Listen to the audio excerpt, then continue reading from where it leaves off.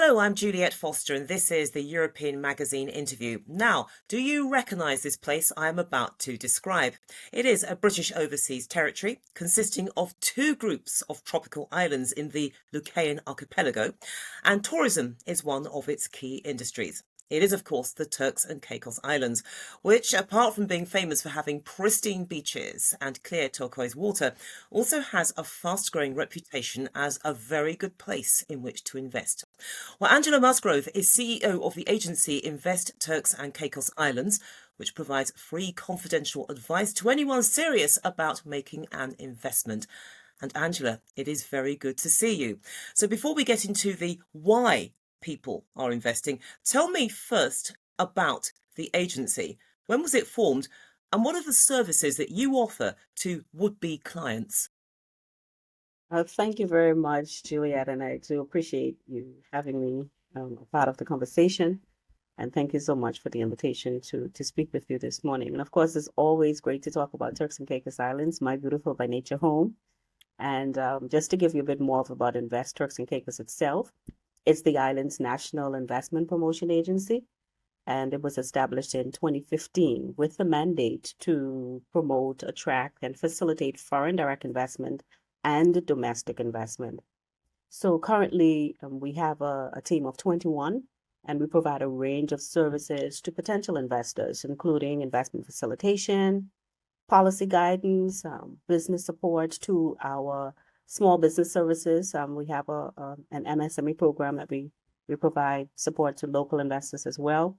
And of course, we provide assistance in accessing government incentives. So, our overall goal is to ensure that we create an investor-friendly environment that stimulates economic growth while ensuring that there are substantive long-term benefits for our local economy.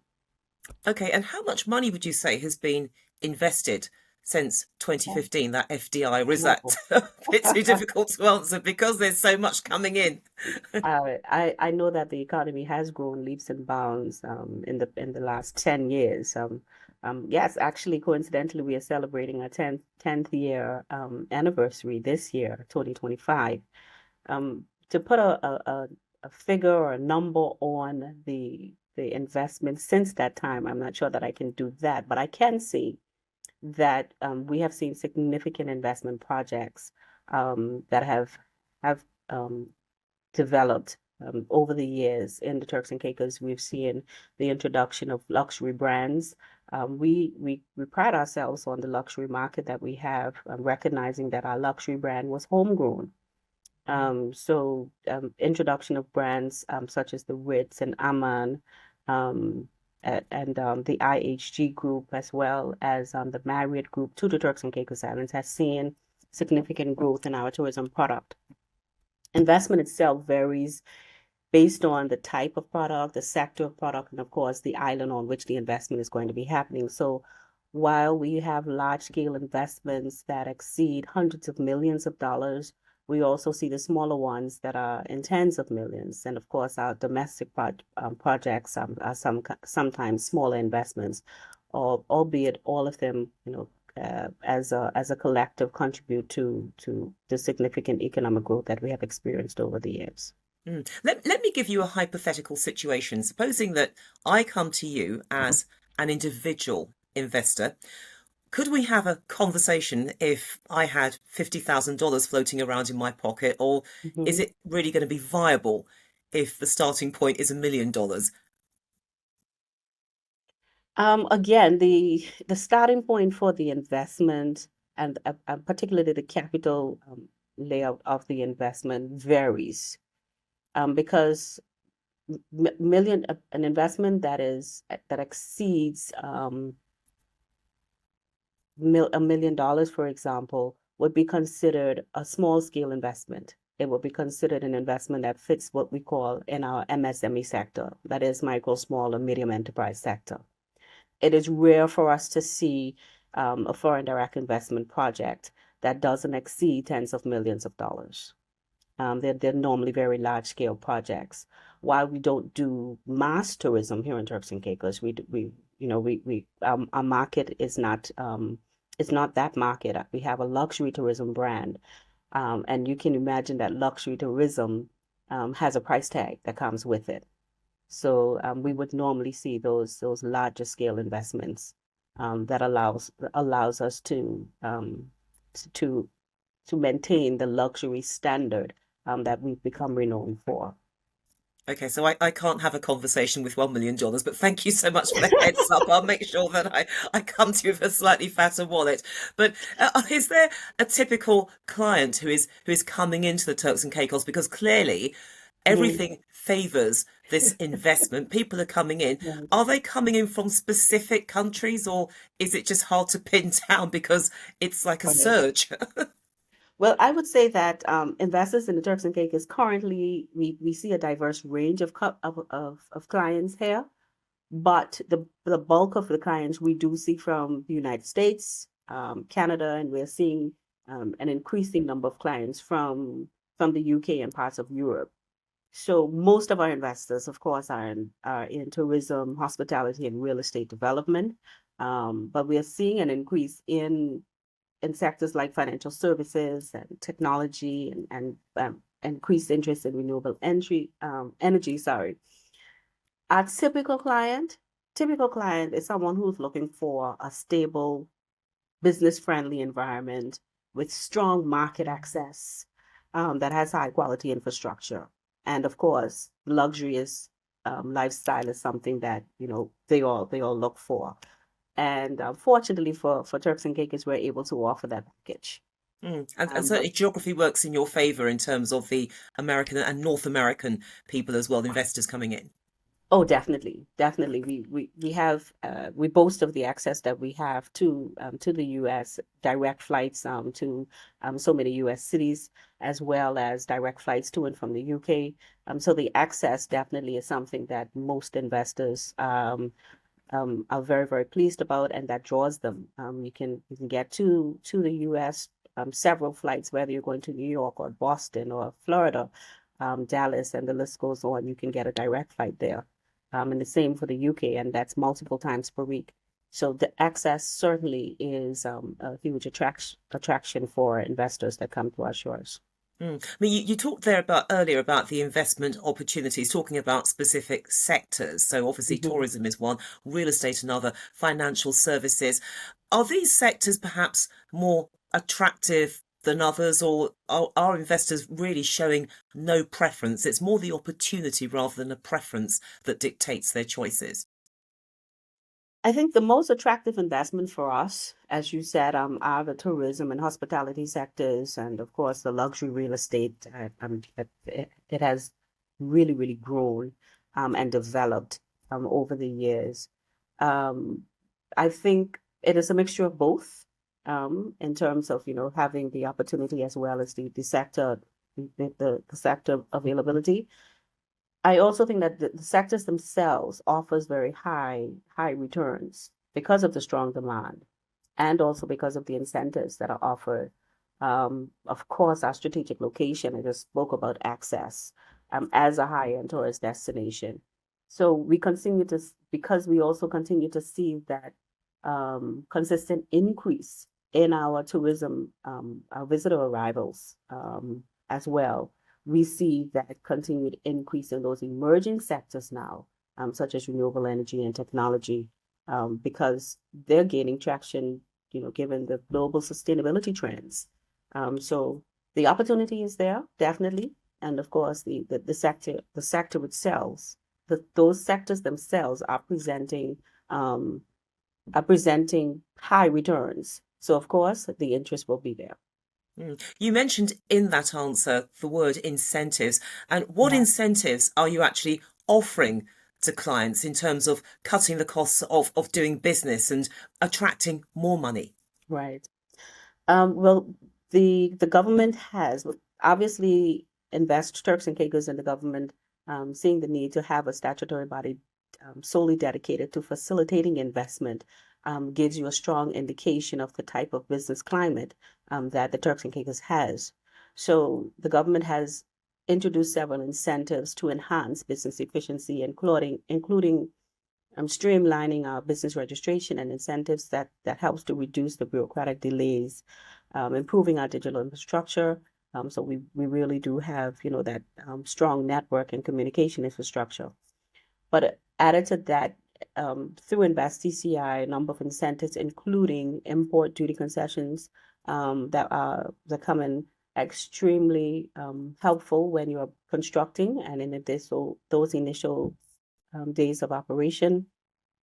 We also offer immigration protocol facilitation, but because of course we do have quite a number of work permit holders that help to sustain the workforce for the tourism industry that we know is very labor intensive in terms of making sure that you can have that customer service element enhanced. And of course, access to business development support. And that's across the board for both our foreign domestic investors as well as our local investors. For our local investors in particular, we also offer grants and technical assistance and training to our local entrepreneurs. So a myriad of services and incentives we offer to ensure that investors understand that, they are important to us and we understand their significance to economic growth of our country. And I was reading through the agency's website, and one of the things which popped out to me was the fact that the islands are part of CARICOM, and also they have privileged access to the European Union markets themselves. So Right. how do the Turks and Caicos Islands benefit from those 2 points, and how are you able to carry those benefits over to your investors? Being an associate member of CARICOM allows Turks and Caicos to engage in regional trade agreements, of course, and to benefit from economic cooperation amongst the member states. And I think one of the greatest benefits, it allows us to strengthen our business networks. And we can never underestimate the importance of, having connections and networks and collaborations within our business community. It also allows us to enjoy the privileged access to, those EU markets through various trade agreements that we may have access to. And investors are able to leverage these opportunities in order to export if they desire, or to expand their businesses for greater gains. Yes. And do you think that investors also feel reassured because the Turks and Caicos Islands are a British overseas territory? Is that important to them? I think that is a significant advantage for investors as they come to the TCI shores, because it provides that measure of stability for them. It provides assurance of political stability and, of course, the strong legal framework and background that we have. It also gives that sense of assurance because they recognize that we must adhere to internationally recognized standards. So investors, of course, see this as their safeguard for the millions of dollars of assets and business interests that they have here in the Turks and Caicos. So that enhanced confidence, being a part of as being a British overseas territory, gives our investors that long-term investment security that allows them to come to the shores and invest for confidence. And you mentioned earlier some of the lifestyle advantages offered by the islands, and that's very important for some investors because there's obviously some sort of a residency attached to that. But education also quite important for many people.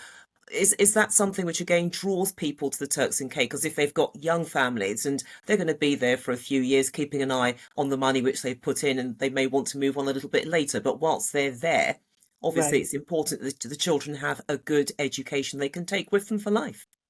Absolutely. The Turks and Caicos has very well developed education options from primary through to tertiary options for families that are moving here.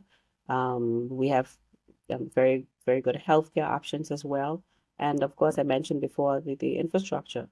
So of course we see and we see investors move with themselves and their entire families, the wives, the children, everybody comes. So we're confident, that the options that we offer for education meets the standards that they require.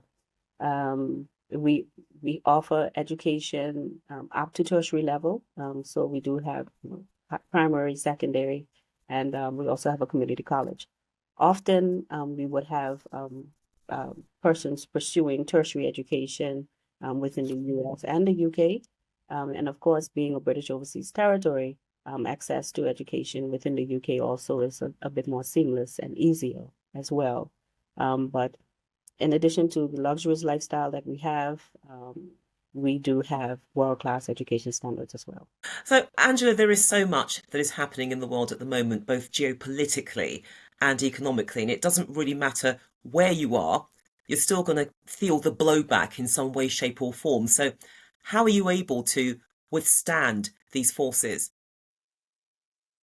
Um, uh, I think the Turks and Caicos has an advantage, yes, because of its size. It allows us to be adaptable and pretty flexible where we need to be.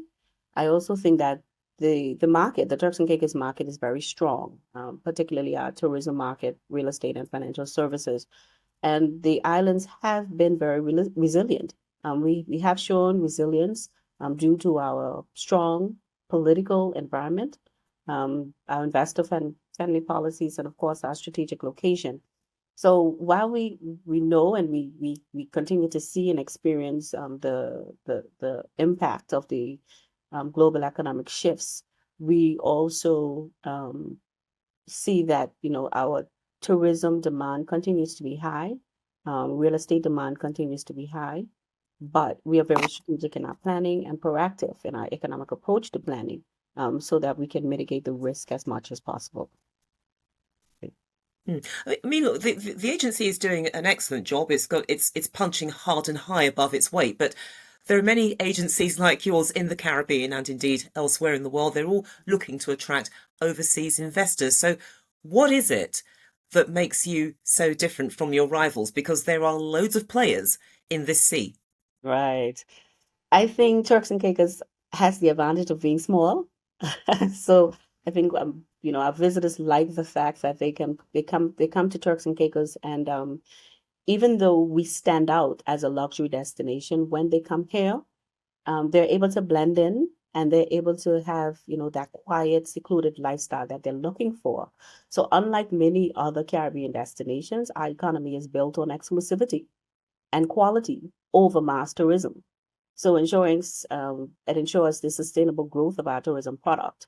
And of course, Invest Turks and Caicos prides itself on providing hands-on personalized service to our investors. So being small allows us to be able to do that.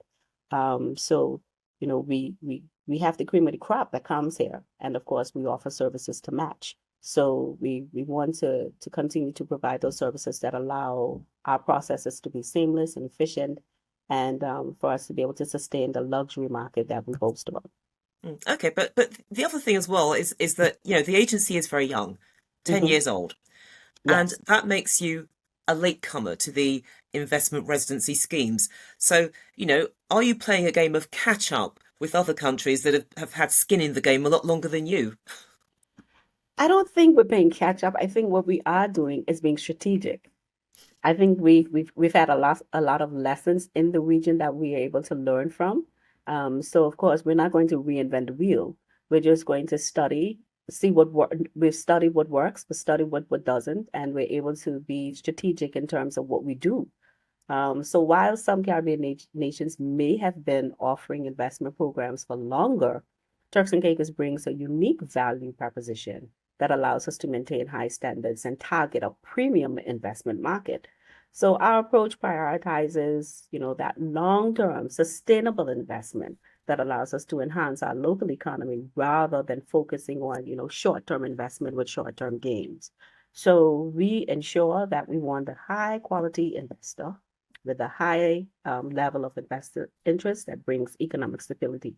And I say to our investors that when we come, we don't want your investment alone. We want to know that you are invested in us and invested in our community and community building.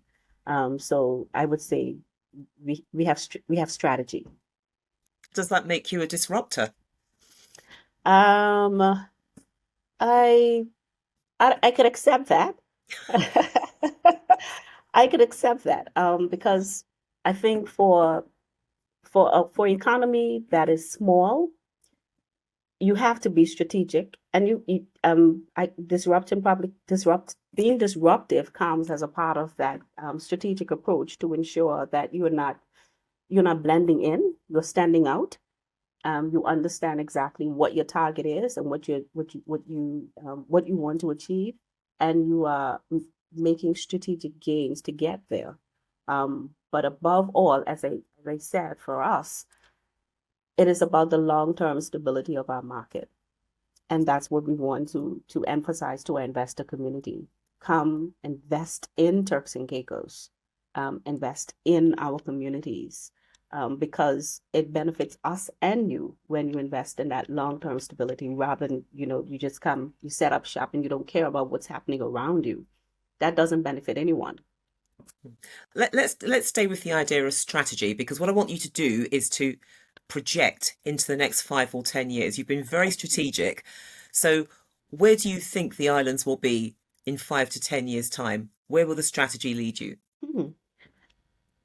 I think that the Turks and Caicos Islands, at the upper trajectory that we are on, will allow the islands to continue to see greater economic diversification, job creation, infrastructure development. We anticipate to continue to see significant growth in our sectors like technology, renewable energy, and financial services that we are working very assiduously towards putting resources in those sectors to see a more diversified economy, alongside with our tourism and real estate markets that will continue to expand. I think the sector developments, investments into these sectors will help to continue to position Turks and Caicos Islands as a leading destination for luxury living, luxury investment, and business opportunities across sectors. And of course, it can only continue to help us to sustain the economic growth that we need, not just for economy, as in not just for our economy, but also for the social fabric of our communities that will allow us to be able to not just grow, but develop as the Caribbean's leading destination for luxury development. Okay, but significant growth is the goal. But are you worried that perhaps it could, if not certainly threaten, perhaps compromise some of the very qualities, the window front qualities that make you so attractive and which make people want to walk through the door and take the Right. conversation further to get on boarded? That's an excellent question, Juliet. I think I would say that we're not worried, but we are conscious. We're very conscious of the fact that the significant growth, the rapid growth of our economy, can threaten, the social and economic fabric, the environmental fabric of our very small nation. So to that end, we have been very, very deliberate in looking at policies and putting in frameworks that will allow us to be able to ensure that there is balanced growth and development. One of the things that we've been working on with our investors and developers is our ESG strategy, for example. And we have a climate change charter. So we are very conscious of the environmental impact of development. And we want to ensure, again, that the investors who come here are also conscious of it. So weaving that into the fabric of development and regulations, policies, so that it is not a conversation only. There's policy that allows us to be able to put into action those things that will ensure that investments are sustainable. And again, that you're not just investing to ensure that you can see gains and profit, but we want to see gains in people as well. So there must be balanced growth. So we're very conscious of that, and we want to ensure that these small islands are not overburdened. Investment doesn't become a burden, but it continues to become, it continues to allow us to benefit from it rather than to be burdened by it. Okay, there we're going to have to leave it because sadly we have run out of time. But Angela Musgrove from Invest Turks and Caicos Islands, thank you so much for joining us here on the European Magazine interview, and good luck with the strategy. Thank you very much. Much appreciated.